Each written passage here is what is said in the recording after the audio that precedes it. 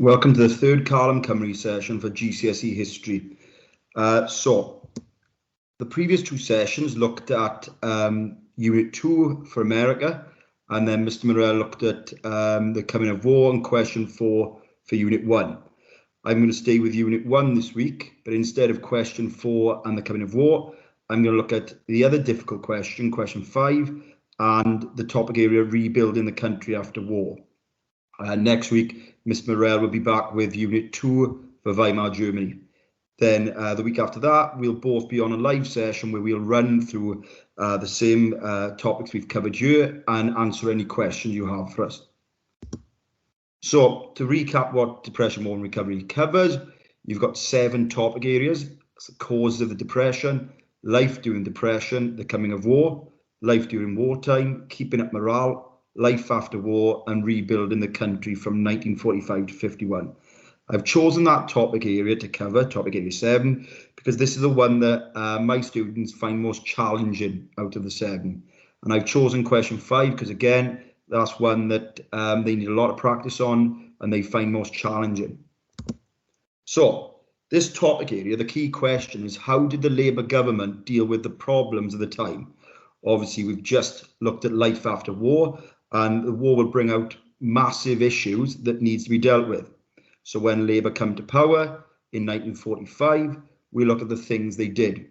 So this topic will cover the Beveridge Report and the 5 giants, a night in Bevan and the NHS, educational opportunities following the 1944 Education Act, the Homes for All policy, nationalisation of the key industries like coal, electricity and transport, and then we'll cover the reactions to these reforms introduced by the Labour government. So, first off, I want to look at those 5 giants that William Beveridge identified in his report. So, the coalition wartime government asked him to look into these issues, and he identified 5 problems. These 5 problems, these 5 giants, were idleness, disease, ignorance, want, and squalor. And I'll give you a minute now to see if you can connect that to the correct definition for that giant.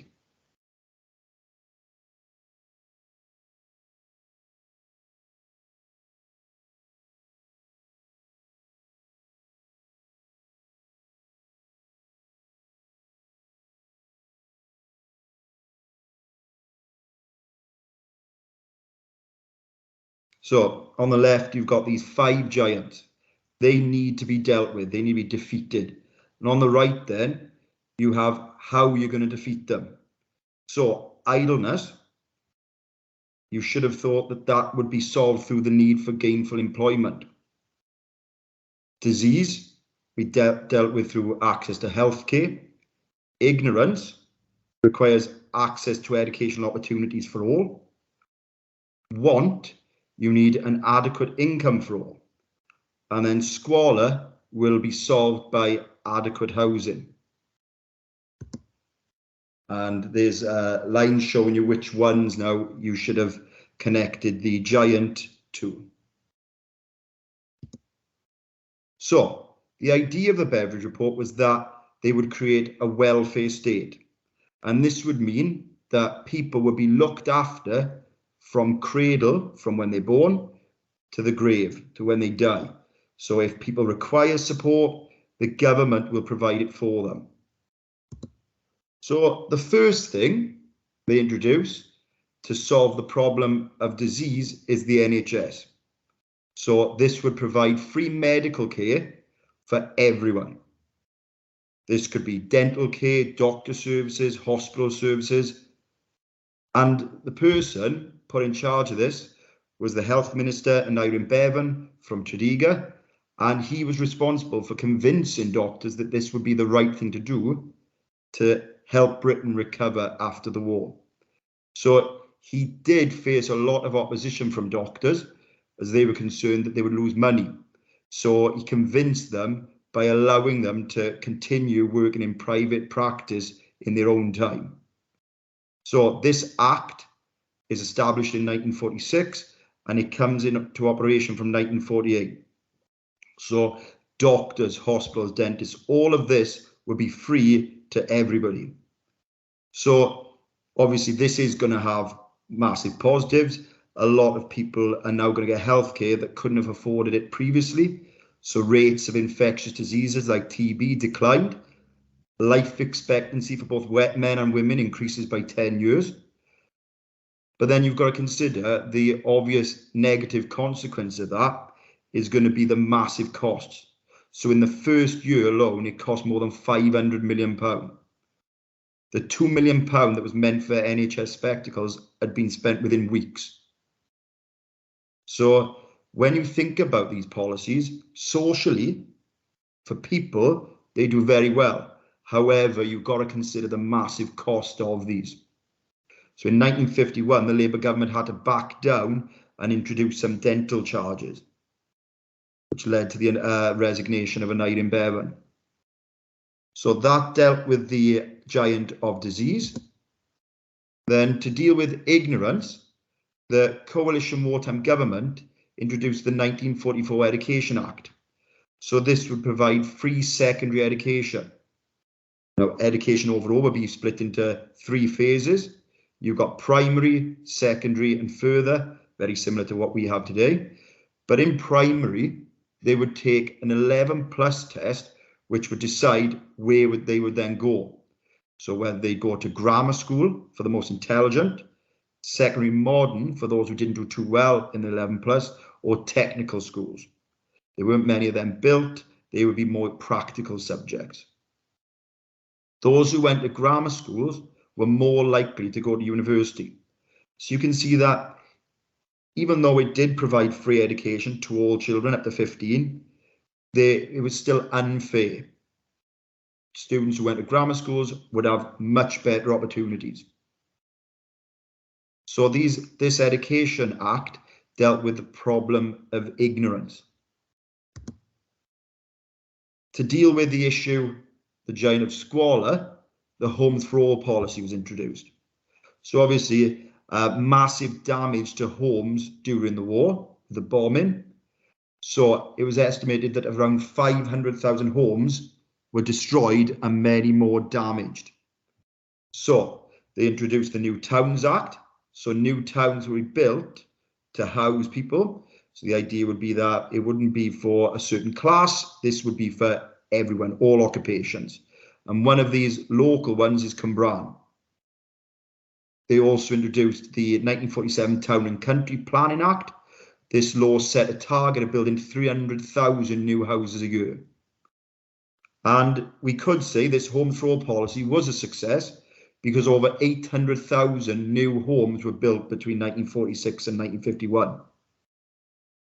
But the negative then, because remember we have to consider the positives and negatives of these reforms, the negative was that by 1951, there was still a shortage of new houses built. And finally then, another thing that was introduced by the Labour government was nationalisation.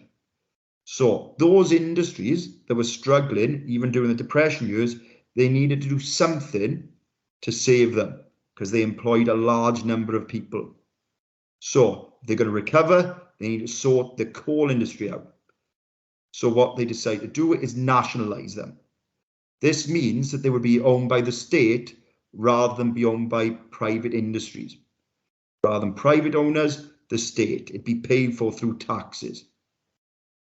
So again, remember a positive here would be that it actually kept a lot of people in work.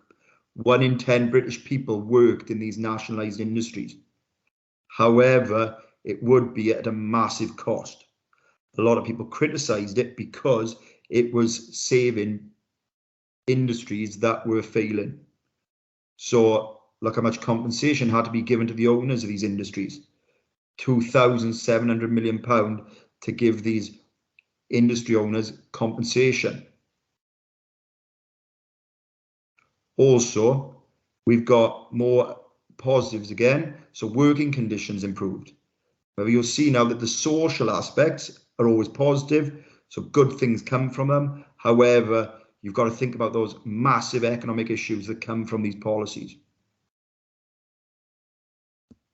So the last topic looked at how people reacted to these Labour reforms. So we've already considered that when looking at them. So it's nice, a bit of a revision now, thinking about, well, each of these, what positives were there and what negatives were there. So I've got statements there about each of the aspects we've looked at. I'm going to give you 2 minutes to consider whether it suggests it was a success or failure.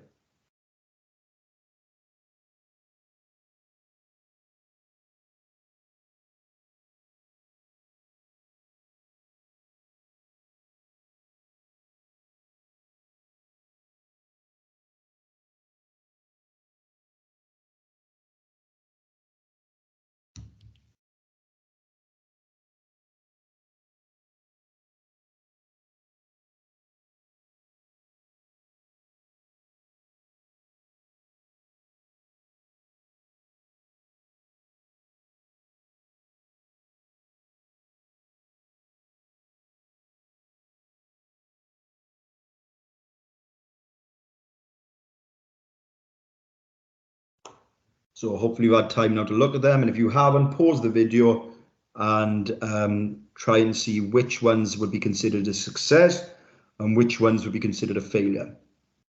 You'll notice on the left, I've categorized them as well into which topic is considering. So those first two statements, considering the welfare state in general. So the sentence says, unemployment was lower between 1946 and 1950 than during pre-war years. So this would suggest that the labour reforms, the labour changes, were a success. However, the cost of the welfare state continued to rise. This would suggest they were a failure.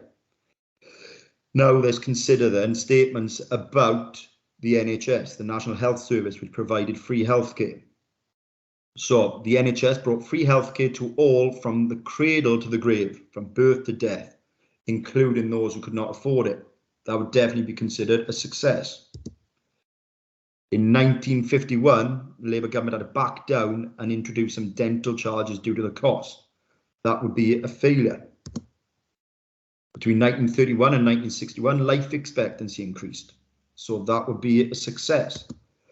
The next one then mentions how expensive the NHS was. So that would be a failure. It was popular for those who were trying to avoid medical bills. Many people would avoid going to the hospital if it cost money. So this was beneficial to a lot of people. So that's a success. Rates of diseases like TB declined. That is a success. It didn't have the support of all doctors, which suggests it is a failure.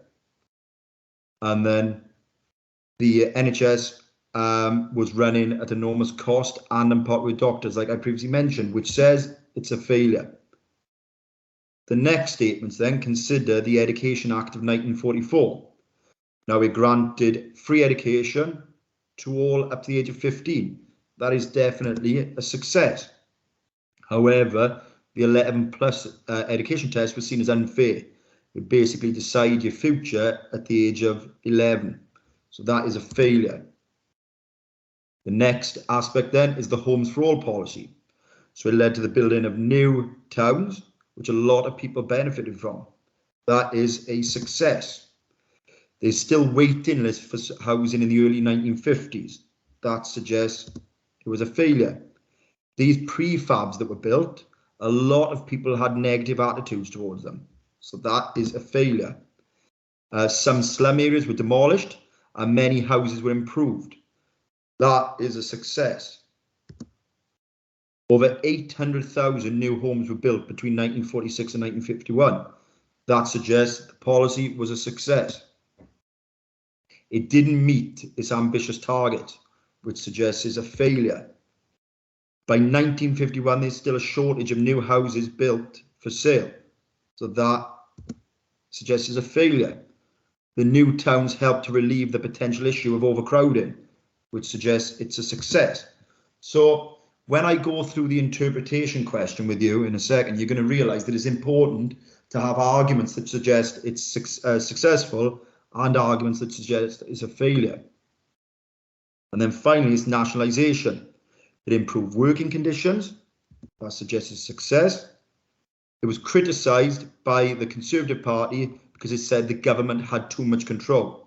That suggests a failure. It was seen as protecting declining industries. Failure. They had to pay out a lot of compensation to the industrialists. That suggests it's a failure. Working conditions in the coal industry improved as workers benefited from paid holidays and sickness pay. That is definitely a success. And then 1 in 10 British people worked in these nationalised industries. That is a large number. So that is a success. So that covers all the content for rebuilding the country after 1945. So there's more than enough detail for what you'll need for question 5. So take a minute now to read through this question.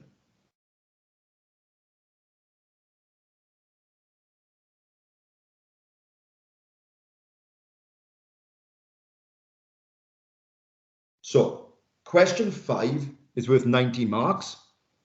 3 marks for spelling, punctuation and grammar out of those 19. This question will always give you an interpretation about an issue. So a point of view about that issue. And you will always be expected to discuss the view in the source, consider the provenance, so who made it, when, why, the audience, and also consider a different interpretation to that one given in the source. So below there, I've given some common issues that my students have when we're first having a go at these questions.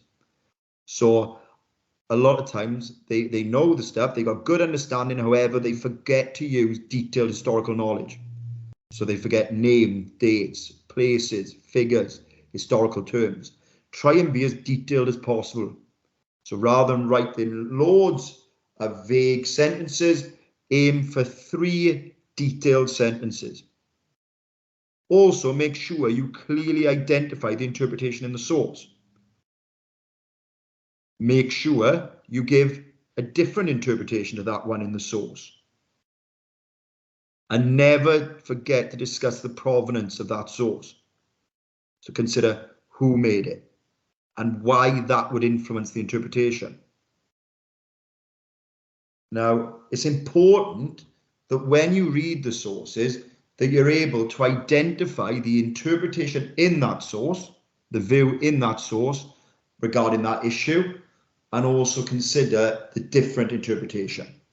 So on this slide, you will see different interpretations about all of the topic areas in the Depression War and Recovery exam.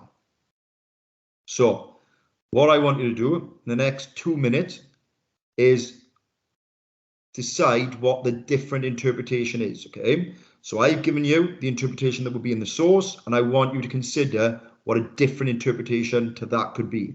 For example, if the interpretation in the source for topic area 1 was that the main cause of the depression was the decline of traditional industries, you could say, well, another interpretation is that the main cause of depression was the Wall Street crash.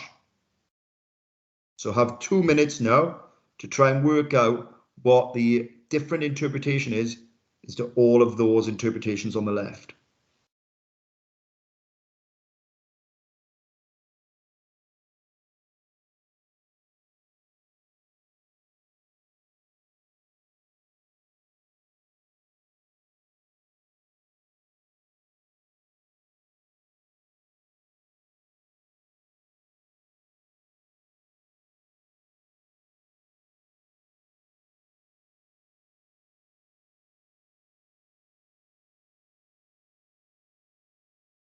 So this shows how important it is to look at what topic area the question is about, because it'll make it a lot easier for you to identify the other interpretation. If you're struggling for the different interpretation, always think of what is opposite to that interpretation given in the source. So if the source said the main cause of the depression was the Wall Street crash, after you've discussed that, your other interpretation would be that the main cause of depression was the decline of traditional industries. If you're on topic area 2, life during the depression, if the source said that life during depression was good, your other interpretation would be that life during depression was bad. If the source said the Dole and the means test were effective, you would then say a different interpretation is that they were ineffective. If the interpretation the source was that hunger marches were successful, you would then go on to say, well, the other interpretation is that they were unsuccessful. On topic area 3, on the coming of war, if the interpretation the source is that appeasement was effective, you would go on to say appeasement was ineffective for the different interpretation. If this said the most effective method to prepare for war was air raid wardens, you could go on to say, well, actually, it was conscription or reserved occupations. If you're on topic area 4, life during wartime, if in the exam the interpretation is life during wartime is difficult, you could say about the ways that actually they coped quite well. If it said that bombing had the biggest impact on life in Britain during the war, you could say, well, actually, no, it was rationing and evacuation. If you've got question 5 on keeping up morale, it says the most effective method of keeping up morale was Winston Churchill, you could say, well, actually, no, it was the campaigns and appeals like the Dig for Victory. For life after war, if you could say interpretation of the source was that it was difficult, your one would be that it wasn't that difficult. And then, if it was a source that said Labour won the 1945 election because of their policies, you could say, well, actually, it was the inadequacies of the Conservative Party and their reliance on Winston Churchill. And for topic area 7, which we're going to look at now, if it says that Labour effectively rebuilt the country after 1945, your other interpretation would be that, well, actually they didn't, because it was of a massive cost. Okay, so the correct answers are there on the second slide for you, which will also be uploaded. Now, when you look at the mark scheme, you'll see that there are 4 marks for your detailed knowledge of the key feature. Okay, in this instance, we're talking about the impact of the post-war Labour government. So covering NHS, covering Homes for All, covering nationalisation. So your detailed knowledge of that will get you for A01. Then, to get A or 4 marks, you need to analyse and evaluate how and why interpretations differ, and you need to reach a judgment, and you must consider the interpretation in the source and a different one, as well as considering the authorship as well. Okay, who made that source? I've mentioned this in my previous session. Whenever you're analysing a source, I want you to consider the content, so what it tells us.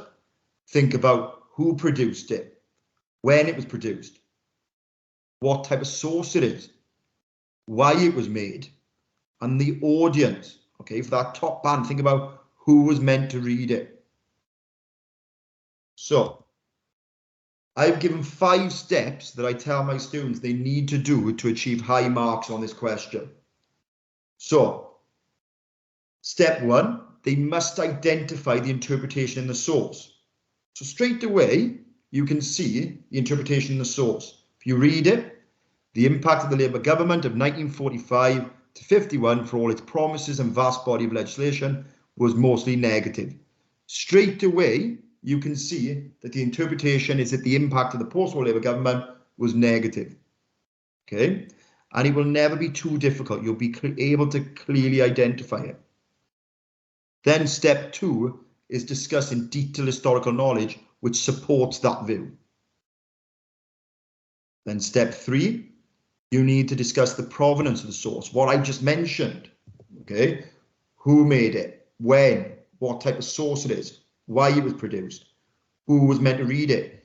Use this to consider the reliability, but more than anything, why this would lead that person to their interpretation. Step 4, then, you need to consider a different interpretation. So if the interpretation in this source is that the Labour government were ineffective and brought about negative changes, then your different interpretation would be actually it was a success and the changes were positive.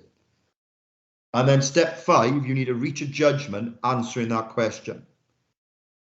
So you need to consider the different interpretations and decide how far you agree with the interpretation given. So on the next slides now, I'm going to give you some examples of what you could have written for each of those 5 steps. And remember, it doesn't matter if you discuss the different interpretation before the provenance of the source, as long as they are covered in your answer. Okay, so don't panic if you've forgotten to do the provenance. Make sure you do it after you consider the different interpretation. So, step 1 then, we identify the interpretation of the source. So straight away, the interpretation suggests that the impact of the post-war Labour government was negative. The source states that the policies like the NHS were a failure. Straight away, I have identified what the interpretation is and what the source tells us.